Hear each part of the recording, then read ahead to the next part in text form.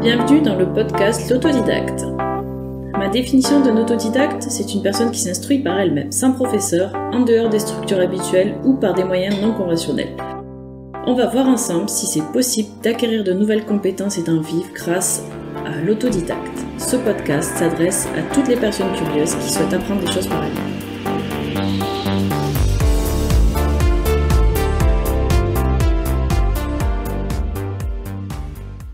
Bonjour à tous et bienvenue pour ce nouvel épisode de l'autodidacte. Aujourd'hui, j'ai l'immense plaisir de recevoir comme invitée Christine.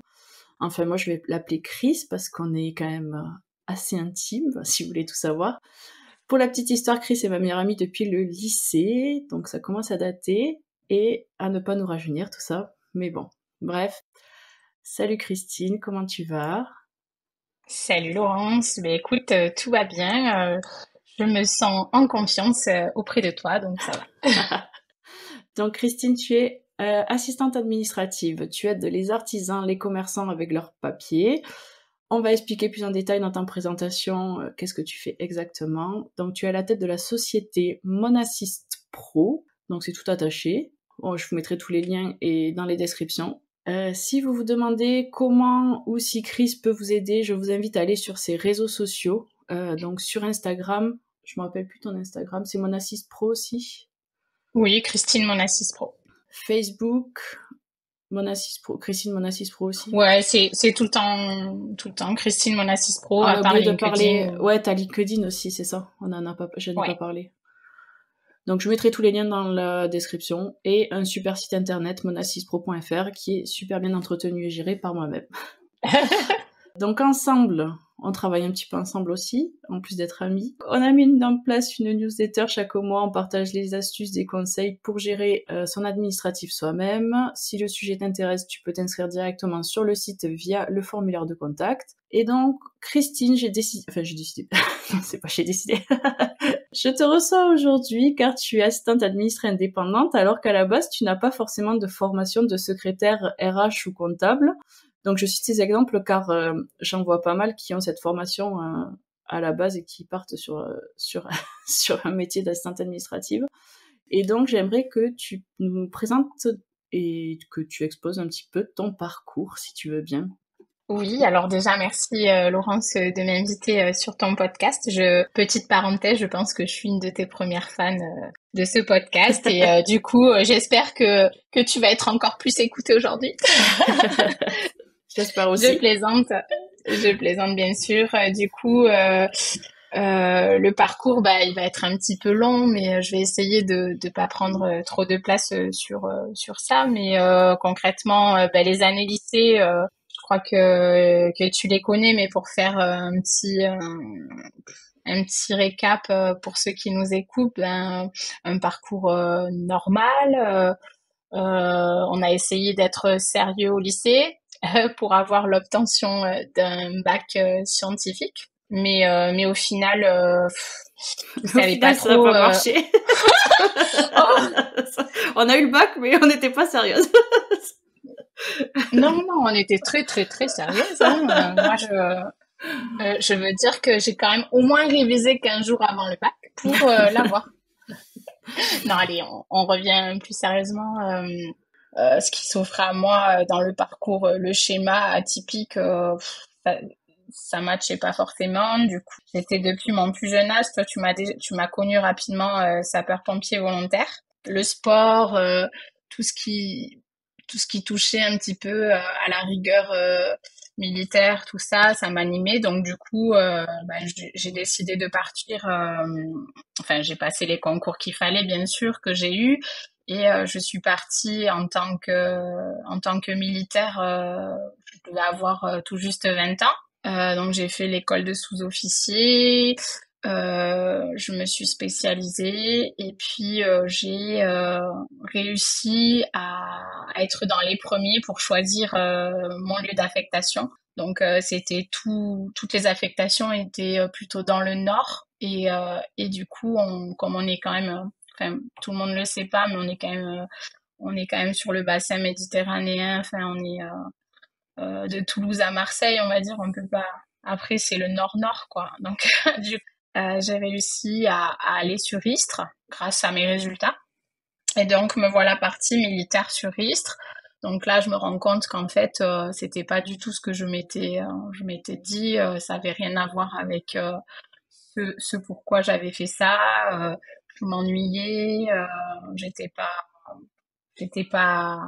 Enfin, l'armée, surtout dans les spécialités auxquelles j'étais confrontée, c'était beaucoup de dissuasion, donc c'est beaucoup d'abstrait en fait, et ça manquait justement beaucoup de concret pour moi. Donc ouais, du coup j'ai vite arrêté, j'ai fait les démarches pour arrêter. Du coup, mon aventure militaire aura été de 4 ans. Et là, je suis partie sur Montpellier pour être prof de sport. Enfin, prof de sport, c'est plutôt comment on dit, prof de finesse, non? Ouais, voilà, prof de fitness spécialisé sur tout ce qui était les cours collectifs en salle de gym, quoi. Et en fait, ben là, échec complet, quoi, parce que finalement, j'étais une super adhérente, mais voilà, je me disais, je suis vraiment pas faite pour ce métier. J'ai une vision, comment dire, j'ai tendance à réfléchir bien plus loin, et je me disais, mais en tant que en vie de famille, avec un conjoint, des enfants, mais comment tu vas faire, hein? Tu vas travailler de 18h à 22h tous les soirs, en plus, sans que, sans vouloir être péjorative, mais pour pas gagner un gros salaire, quoi. Enfin, qu'on se le dise, hein, c'était beaucoup de contraintes pour peu de retours à mon sens, et du coup ben ça allait pas, quoi. Donc là, gros échec. Je me dis, oh là là, ça va pas le faire parce que t'as voulu être militaire, ça l'a pas fait, ça l'a pas fait.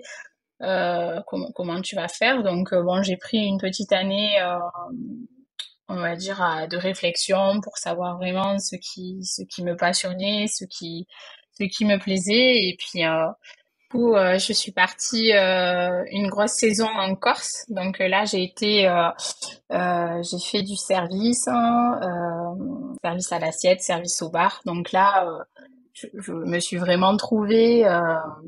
J'ai adoré ce que j'ai fait. Mais encore une fois, c'était cool parce que c'était ponctuel. Mais je me sentais pas. Même si j'ai pensé partir habiter en Corse, quitter le continent, et j'en passe, mais bon, c'était quand même pas ce que je voulais. Donc pendant cette année de réflexion, je me suis recentrée sur sur ce qui m'animait, ce qui pouvait vraiment me passionner.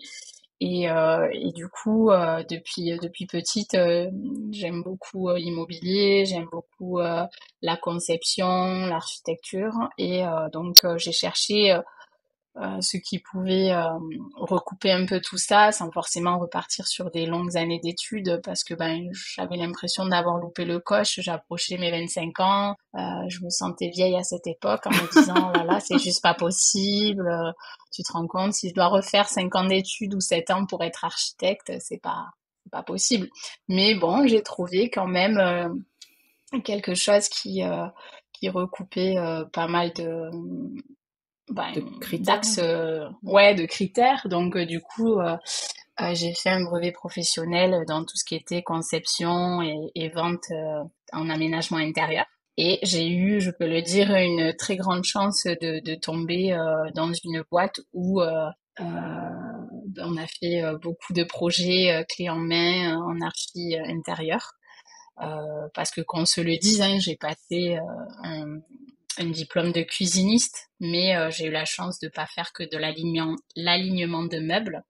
J'ai fait beaucoup plus. J'ai pris des projets enfin, de A à Z. J'ai reçu le client. J'ai fait des avant-après de projets. Et ça m'a animée pendant bien 7 8 ans. Franchement, je m'étais trouvée. Enfin, et j'aime ça encore. Hein, j'adore la partie que j'ai pu traiter pendant toutes ces années, mais après, ben c'est pareil, c'était très prenant, très intense. Je vivais la chose comme si c'était ma boîte, sauf que en fait, ça c'était pas ma boîte, quoi. Hein. On était deux dans cette entreprise, mais c'est vrai que j'ai donné cœur et âme à tous ces projets, mais bon, c'était quand même pas pour moi. Donc, les journées étaient très chargées. Et j'ai acquis une expérience quand même assez importante là-dedans. Et voilà, mais quand arrive l'heure où il faut penser un petit peu plus au perso, à ton conjoint, à tes enfants, à tes futurs enfants, puisque bah, du coup, j'ai eu une transition avec mon premier enfant où j'ai réfléchi et je me suis dit, bon, c'est bien de bosser de 7h à 20h, de pas forcément avoir de pause, de s'épanouir, de faire des projets de dingue, mais bon, qu'est-ce que tu fais dans le perso? Je trouve que comment dire, le ratio vie pro vie perso, il y était plus il y était pas quoi, parce que j'étais toujours pompier volontaire aussi pour rappeler le truc. Donc c'est Donc vrai des que ça faisait nuits de beaucoup garde, beaucoup. des fois. C'est ça, des nuits, des week-ends. Donc voilà, disons que je m'ennuyais pas, je rencontrais beaucoup de gens. Franchement, j'ai eu un passage super quoi. Beaucoup de relations, tant professionnelles, tant parce que t'es allé en intervention sauver quelqu'un entre guillemets, hein, ou t'as été un feu et tout ça, mais bon, tout ça, c'est épuisant. Et et puis voilà, du coup, quand j'ai rencontré mon conjoint, je me suis un petit peu posée, j'ai voulu peut-être un petit peu d'autres choses, hein, peut-être envie de pouvoir voyager, de pouvoir profiter différemment de la vie. Du coup, c'était très prenant entre mon activité de pompier et mon activité professionnelle, mais c'est vrai que je gagnais pas forcément en adéquation avec ce que je donnais, quoi. Enfin, ou en tout cas, c'était peut-être que Avec la mon masse de ressenti, travail qu'il mais y avait. ouais, voilà, j'avais quand même une masse importante et voilà, ça allait pas. Disons que je savais plus pourquoi je le faisais à un moment donné. Si j'avais peut-être gagné assez à la fin du mois en bas à droite, peut-être que j'aurais fait ces concessions, mais c'était pas forcément le cas et l'entreprise n'était pas vouée à ça. Et du coup, quand comment dire, la chef d'entreprise, ma boss, elle m'a dit, moi aussi, je veux partir sur autre chose, mais on en a convenu toutes les deux qu'on allait arrêter, enfin, que ça allait évoluer différemment et sans moi. Donc, à ce moment-là, j'étais enceinte de mon premier enfant aussi. Ça a été un peu un changement total parce qu'on a changé de région. On était dans le 13 et là, on s'est rapproché un petit peu de nos familles dans le 34. Donc là, je suis entre Montpellier et Nîmes. Et voilà, c'était un nouveau départ parce que du coup, c'était plus un départ familial. J'allais repartir et rebondir sur un autre projet professionnel. Alors, je savais pas encore quoi à ce moment précis quand j'ai arrêté, mais je savais que j'allais faire quelque chose pour moi, quoi. Donc, du coup, Oui, parce à que c'est vrai travers que tu cette avais toujours parlé d'aider les artisans. Enfin, t'as arrêté avec ton entreprise, tu savais déjà que tu allais faire quelque chose avec les artisans ou les commerçants. C'était déjà dans l'idée. C'était pas encore tout à fait clair, mais tu savais déjà que, enfin, c'était une graine. une piste. Une Ouais, piste, ouais, une petite carrément. graine, mais elle avait pas encore germé, quoi. C'est ça, j'ai imaginé maintes et maintes fois monter la même chose, mais pour moi, mais j'avais très bien vu les problématiques de ma boss, et puis elle avait fait le tour de la question, il y avait des choses compliquées, tout ça, donc non, il fallait que je trouve un autre truc qui allait rouler, quoi, et puis oui, comme tu dis, c'était vraiment avec les artisans, parce que j'avais vu des besoins chez eux. Et voilà, et ben en fait, j'ai profité de à peu près 2 ans d'arrêt, puisque du coup, j'ai enchaîné 2 petits tours, et pour pouvoir vraiment sortir. Il y a eu un Covid aussi au milieu, pour pouvoir sortir ce que j'ai sorti, quoi, hein. Du coup, j'ai mûri. J'ai mûri un projet petit à petit, mais voilà, le projet d'être assistante administrative indépendante, il découle euh, de l'expérience que j'en ai eue avec les artisans du BTP où ils avaient un réel besoin dans l'accompagnement administratif. On a souvent perdu des chantiers parce que on n'avait pas reçu les devis. On attendait longtemps avant d'avoir des factures. Enfin, voilà, il y avait un réel besoin. Donc moi, je suis venue là-dedans à travers eux. Puis en fait, je me suis rendu compte que ben il n'y a vraiment pas que les artisans du BTP qui ont ce besoin. C'est vraiment un besoin chez tous les entrepreneurs, chez tous les dirigeants euh, qui, euh, qui s'en sortent, qui marchent aujourd'hui et peu importe l'accompagnement, il peut être plus axé sur la comptabilité, plus axé sur l'événement, plus axé sur, je sais pas moi, la gestion de boîte mail. Il y a un tas de choses à proposer aux dirigeants et on se retrouve, enfin, dès le moment où on accroche avec un dirigeant, en fait, on se rend compte, si on creuse un peu, qu'il aura un besoin, quel qu'il soit. Mm.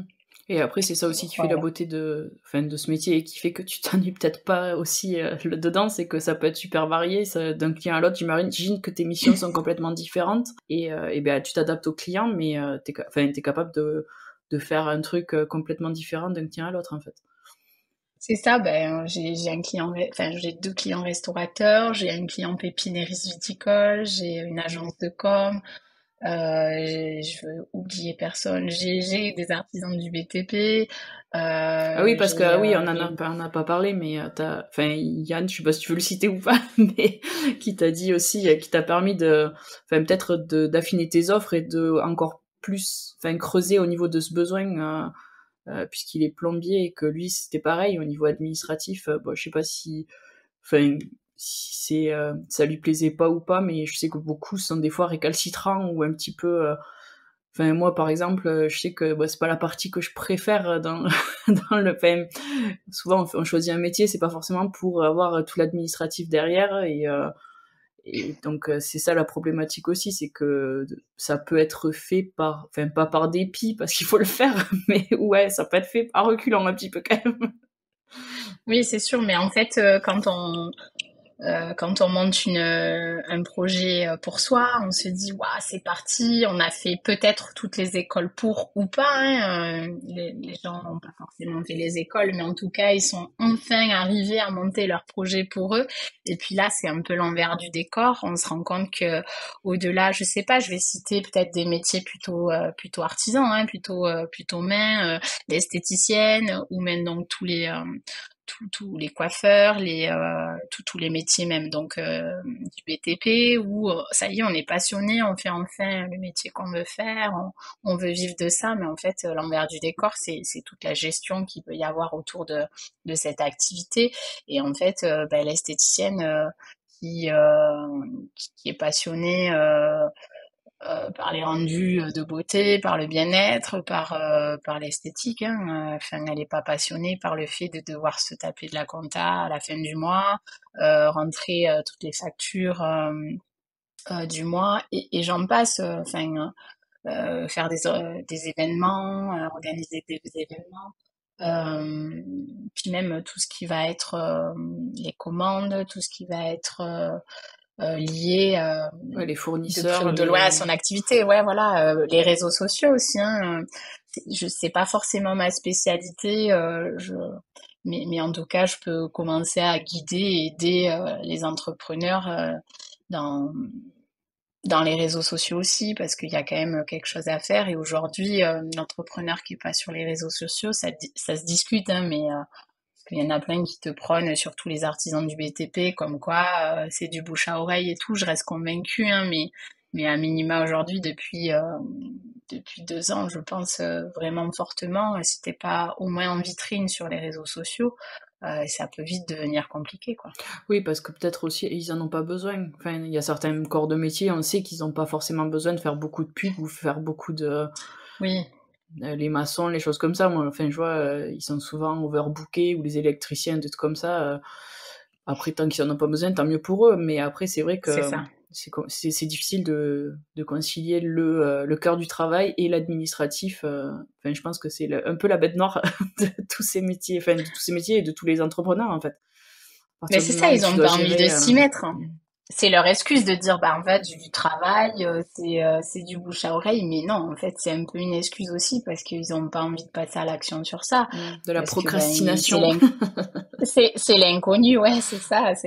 Non, après, du coup, il y a ceux qui sont conscients des choses et du coup, qui ont cette facilité et de déléguer et de se dire, bon, moi, je maîtrise pas et c'est pas grave parce que c'est pas mon cœur de métier. Moi, je vais rester concentrée sur mon activité et du coup, je vais passer la main à quelqu'un qui sait faire et qui veut le faire. Et après, bon, il y a ceux qui sont un peu plus entêtés, mais moi, de mon côté, je propose quand même un coaching pour l'entrepreneur qui veut juste apprendre tout le b.a-ba et qui saurait faire, enfin, s'il sait pas faire en quelques séances, il apprend et puis après il saura faire parce que ce qui est dur aussi aujourd'hui, c'est de dire je passe la main. Voilà, il y a beaucoup d'entrepreneurs qui ont l'impression de perdre le contrôle parce qu'ils vont déléguer. Et donc, ouais, si on revient sur ton parcours, donc tu as quand même, enfin, tu t'es formé un peu grâce à ton expérience professionnelle sur la conception en fait, et t'en as donc tiré Ouais. des avantages pour aujourd'hui proposer tes offres, des choses comme ça. T'as pas vraiment, non, c'est pas ça que je veux dire. T'as fait une formation en comptabilité avec Pôle Emploi, et est-ce que aujourd'hui, avec tous les clients que t'as, est-ce que tu éprouves encore certaines difficultés ou au quotidien ou concernant la légitimité ou la confiance, ou est-ce que tu te compares des fois justement à des personnes qui viennent du secrétariat ou qui ont plus d'expérience, des choses comme ça? Comment tu le vis Bah, un petit peu le fait quand de pas avoir de diplôme officiel secrétaire ou de choses comme ça, même si en fait il n'y a pas de diplôme d'assistante administrative concrètement. C'est un métier qui est arrivé avec le web un petit peu quand même. Enfin, assistante virtuelle, assistante indépendante, je sais pas. Bah après, je pense que oui, c'est arrivé tardivement. Je pense que le Covid y a fait pour beaucoup parce que ça s'est démocratisé. Mais si, tu as quand même tous les BTS de gestion, d'administration, tout ça. Donc oui, quand j'ai D'accord. démarré, c'est vrai que je me suis beaucoup comparée en me disant putain la nana ça fait 10 ans qu'elle est assistante de direction dans une boîte et tout, et moi j'arrive.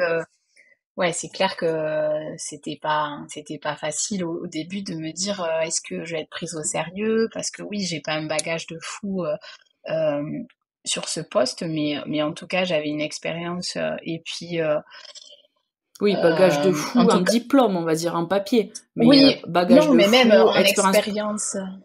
Ouais, ouais. Non, la nana qui a quand même bossé, qui est secrétaire, peu importe, qui a fait une seule boîte ou deux, trois boîtes et qui a rencontré toutes les difficultés administratives qu'une boîte peut rencontrer. Moi, c'est sûr que bon, mais j'avais pas ce recul de gestion, mais en fait, ben, je me suis beaucoup informée ben, sur le web, ça c'est clair. Hein. J'ai beaucoup appris avec des formations qui sont disponibles. Hein. Donc, comme tu disais, fait enfin, une ou deux formations à travers Pôle Emploi pour avoir le b.a-ba et puis après je suis allée creuser toute seule dans tout ce que je pêchais quoi. Mais au final j'ai eu un panel, enfin je me suis offert un panel de formation pour proposer déjà une bonne base à mon activité et à ce que je pourrais proposer à l'entrepreneur. Mais au final, dès que tu prends en compte un entrepreneur, finalement, tu vas t'auto-former si rapidement que tu gagnes à chaque fois que tu as un nouveau client, tu gagnes en expérience. Et puis, chaque entrepreneur a sa façon de gérer les choses. Et puis, finalement, tu as beau savoir un tas de choses, c'est toujours différent, toujours nouveau. Après, non, les bases de comptabilité, les bases d'administratif pur, c'est toujours les mêmes. Hein, Mais ça t'a mais servi quand même, les pseudo-formations que t'as fait, ou t'as plus appris quand même oui, oui, sur le terrain qu'en théorie, oui, entre guillemets. ça m'a servi, ça c'est clair, parce que on t'arrive et tu sais pas des termes, le jargon et tout ça, bon c'est compliqué, mais après non, j'ai appris sur le terrain, j'ai eu on va dire deux clients qui m'ont vraiment fait apprendre parce qu'il y avait des process très très bien établis dans leur entreprise et du coup, ça m'a permis de gagner, de gagner vraiment en performance, en savoir-faire et du coup j'ai pu retranscrire, hein, j'ai pu communiquer dessus, j'ai pu, enfin, c'est comme ça que j'ai appris quoi, hein, en quelques mois, enfin je dirais en peu de mois, à proposer l'accompagnement de l'entrepreneur en administratif parce que ben en fait j'avais fait le tour du truc. Alors je pense que je serais peut-être pas à même échelle que la nana, oui, qui aura fait 15 ans de boîte quelque part et qui aura tout vu, tout eu l'expérience. C'est vrai que moi, des fois, voilà, par exemple, j'ai un organisme de formation qui m'a contacté et qui me dit, voilà, j'aime beaucoup ce que tu fais sur Instagram, j'aimerais travailler avec toi, machin.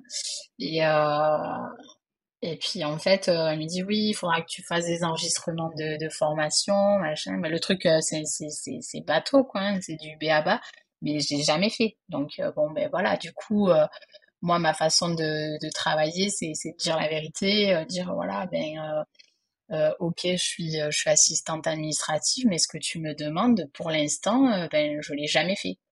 Donc bon, ben on te montre une fois, deux fois, ben c'est parti. En fait, ça y est, t'as coché une case nouvelle. Je sais faire des enregistrements de formation. C'était pas sorcier, c'est vrai que j'avais pas creusé le truc dans ma formation de base. Ben aujourd'hui, je peux dire, ben je sais, je peux accompagner des organismes de formation. Je sais faire. Et en fait, euh, à chaque accompagnement, ben, j'ai l'impression de cocher une case et de dire, bon, ben, aujourd'hui, je peux accompagner ce type d'entrepreneur, ce type d'entrepreneur, ce type d'entrepreneur. Et j'ai pas peur de dire quand on me demande une démarche à faire, je sais pas moi, la première fois que le restaurateur il me dit bon ben il va falloir que tu m'inscrives pour les CRT, les machins, et quoi les CRT? Alors bon vite je regarde, ouais ah ok c'est pour les tickets resto, d'accord. Mais en fait tant que t'es pas confronté au truc, ben en fait t'es néophyte quoi.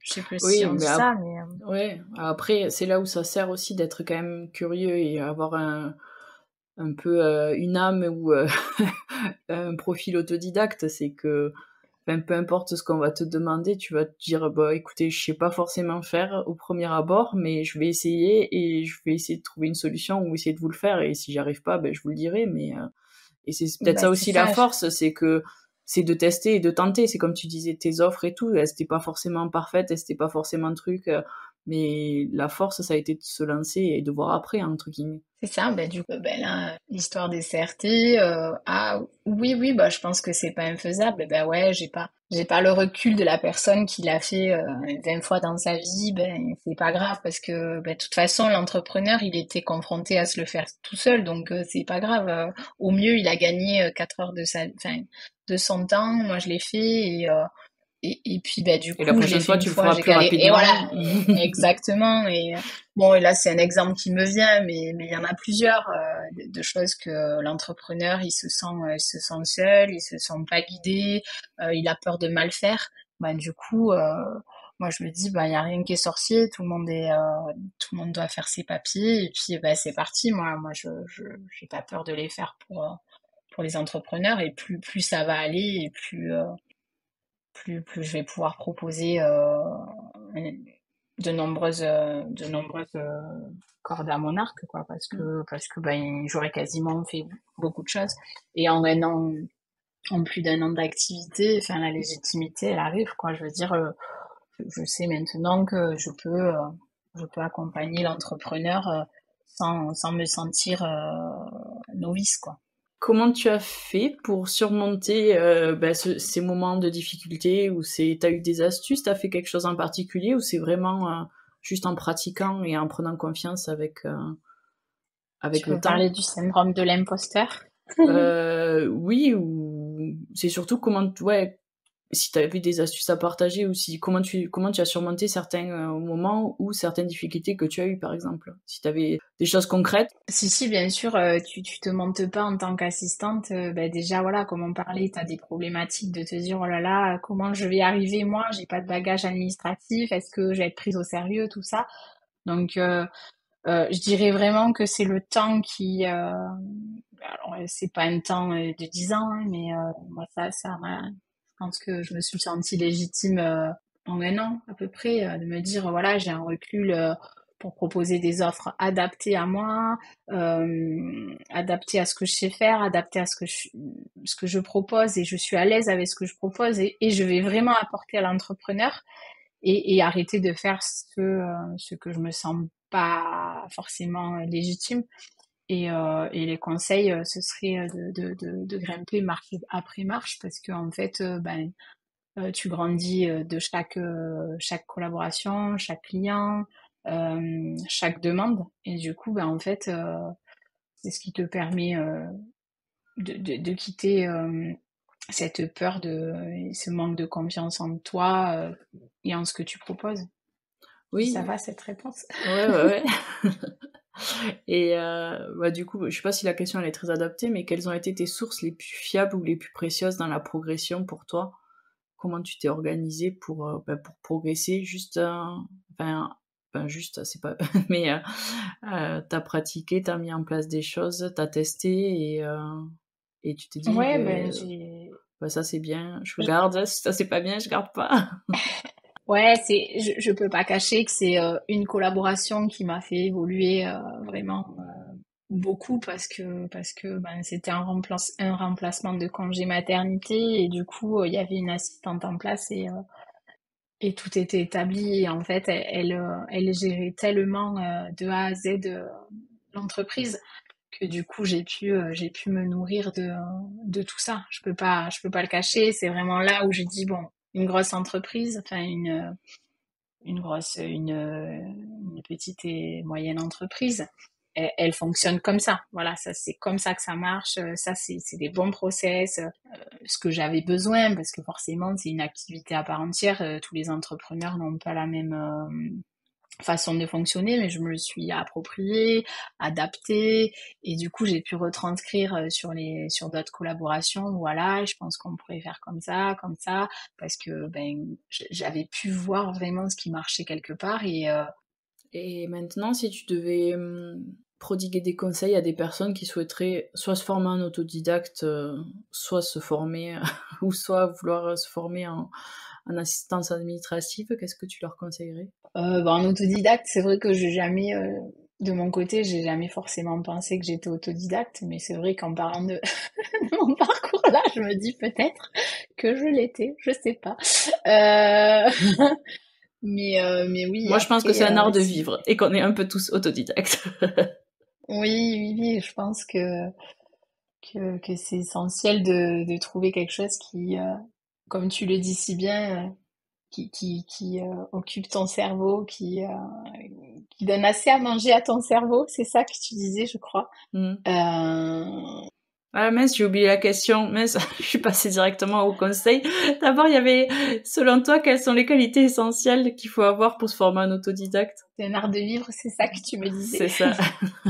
Après, il y a aussi un flou autour de la formation en autodidacte. Est-ce qu'on peut être vraiment autodidacte aujourd'hui? Mais en tout cas, pour moi, se former avec les ressources Surtout, mises à disposition ou en pratiquant ou des choses comme ça fait partie, des profils, quoi.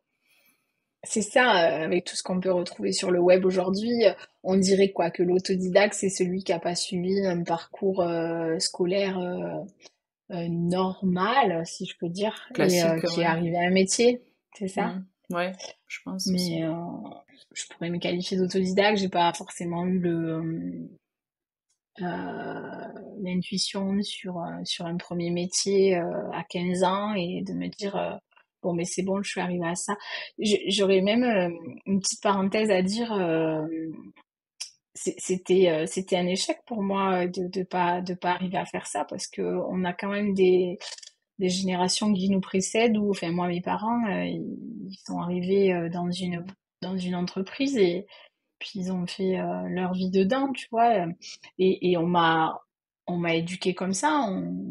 Voilà, qu'est-ce que tu veux faire? Ben, mais je veux faire ça. Et puis tu faisais tout pour y arriver. Et puis Finex, c'était ça le schéma dans ma tête de réussite.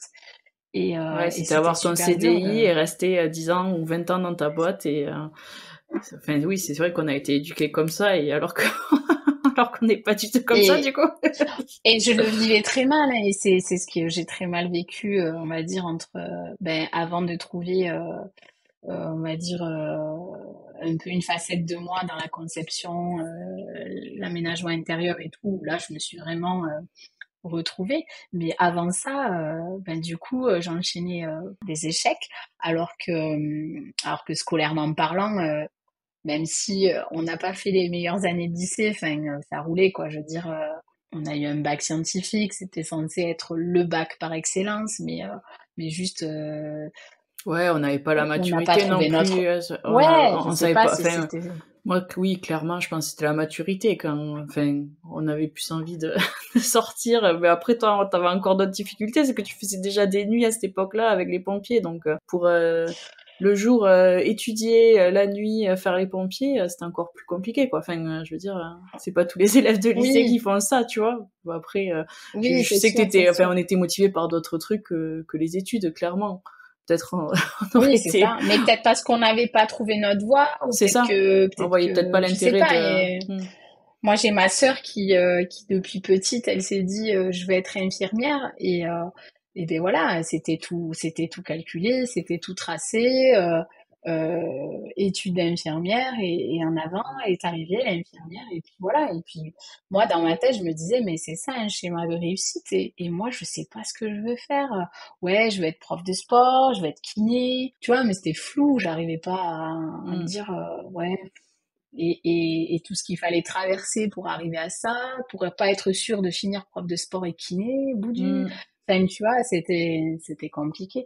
Et donc, je sais plus pourquoi je disais ça, mais le fait de pas avoir ce schéma-là, c'est ce qu'on dirait si tu as traversé par plusieurs parcours professionnel, peut-être que si tu t'es auto-formé sur pas mal de choses, donc tu es autodidacte, c'est ça, hein, qu'on Hmm. disait un petit peu. Donc, écoute, je dirais à toute personne qui s'est pas forcément trouvée à partir du lycée, c'est pas tout cuit, quoi. Je veux dire, il y a aucune honte de se former toute la vie, je pense, et de repartir sur des nouvelles choses.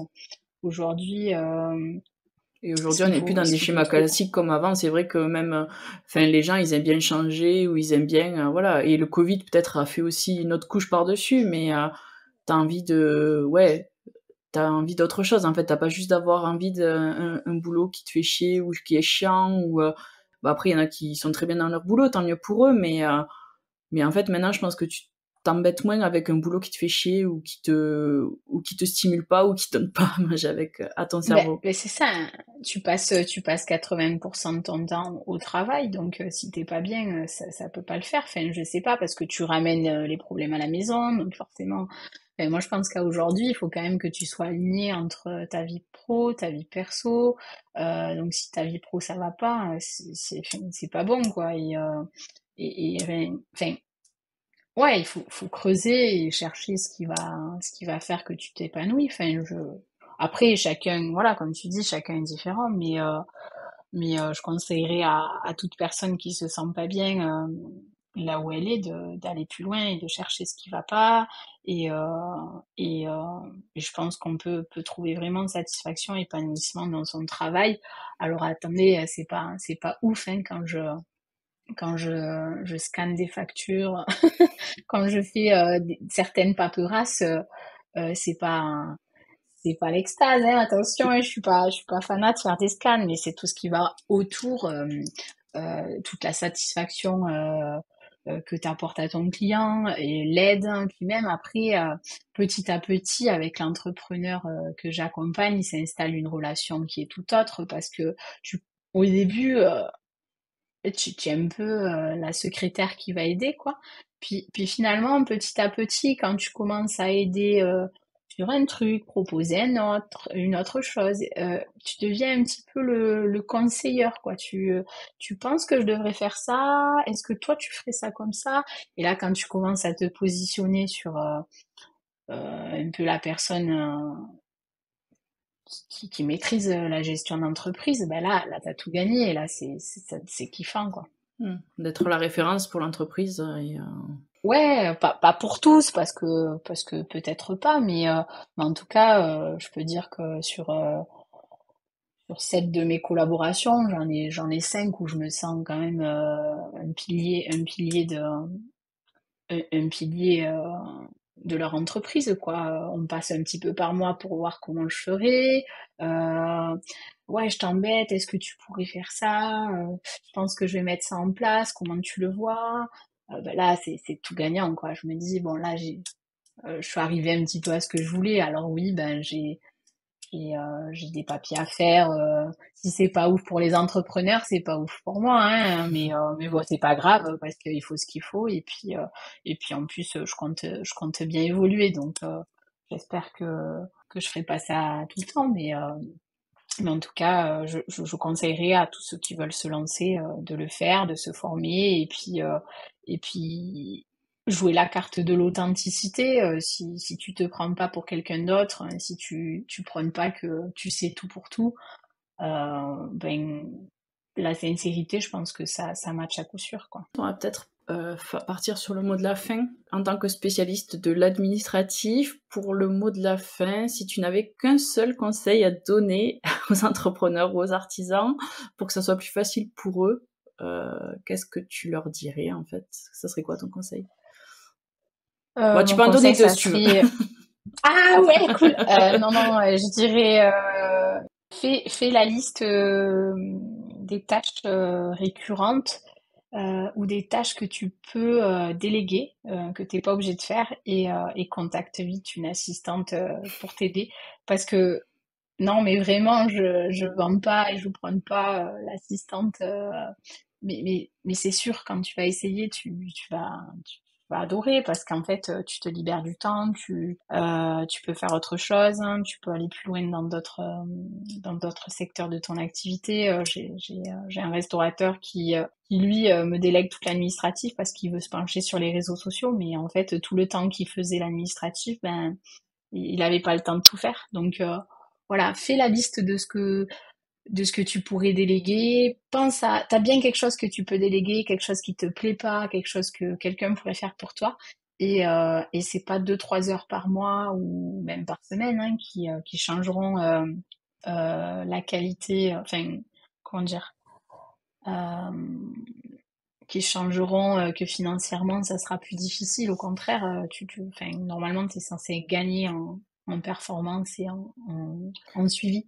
Oui, parce qu'on n'a pas parlé un peu de tes services, des choses comme ça. Donc, tu proposes des forfaits, mais tu proposes aussi des tarifs à l'heure. Donc, s'il y avait des gens qui voudraient essayer, enfin, des gens qui veulent essayer ou des choses comme ça, des fois, ils peuvent te dire juste, je te prends 1 heure ou deux et tester comme ça. C'est comme t'es indépendante en plus, t'as pas forcément de contrat, t'es pas engagée, donc il y a pas toute une paperasse derrière non plus avec, enfin, de faire des contrats, enfin, des contrats si peut-être de prestation de service, mais pas forcément, voilà, d'employés, après, enfin, Oui, tout ce oui, qui oui, il n'y a pas de peut. congé payé, il n'y a pas de maladie, il n'y a rien de tout ça. Et en plus, ça peut être ponctuel, ça peut être une affluence, donc du coup, tu as un besoin qui peut être sur 3 mois, tu n'es pas obligé toute l'année. Après, embaucher, je critique pas, mais embaucher aujourd'hui une secrétaire en interne, à part d'être grand, je pense que ça se fait plus. Mais par contre, il faut pas s'en priver parce que tu peux pas employer une personne à plein temps. Tu vois, je dirais, il faut pas se priver des prestations de services. Et en plus, on peut aller, je serais même à dire, pourquoi pas avoir plusieurs assistantes parce qu'en fait, chacune a son expertise et sa spécialité. Et du coup, bon, ça, c'est encore un autre sujet, hein, mais je dirais, il faut pas s'en priver. C'est quoi, 100 euros, 200 euros par mois pour l'entreprise, suivant celle qu'elle est, c'est rien du tout. Mais par contre, la charge mentale de l'entrepreneur, elle diminue considérablement, quoi. Est-ce que tu veux rajouter un mot de la fin ou quelque chose? Bah, merci de m'avoir accordé ce temps via ton podcast dont je suis très fière de toi. Avec plaisir. Et voilà, mais j'espère à mon tour te recevoir à travers un live sur Instagram. Ouais, faut qu'on se prépare ça. Et comme ça, tu pourras me parler un peu plus de ton activité à ton tour. Ouais. Merci à toi d'avoir partagé tous ces conseils, de ce parcours. Je pense que ça peut aider aussi certaines personnes à planter des graines, à savoir qu'il y a d'autres moyens possibles que, comme on dit, les diplômes, les écoles, les choses comme ça. Qu'en pratiquant et qu'en osant aussi se lancer, ça peut porter ses fruits. J'espère que cet épisode vous a plu. Je vous dis à très vite pour un nouvel épisode. Merci Christine et merci à tous. À bientôt pour un nouvel épisode de l'Autodidacte. Merci de m'avoir écouté. Laissez-moi vos notes, vos commentaires, ça me permettra de m'améliorer. Si vous avez aimé, partagez avec vos amis, vos proches. Si vous n'avez pas aimé, partagez avec des gens que vous n'aimez pas, ça me va aussi. J'espère à très vite, c'était l'eau de l'Autodidacte. À bientôt!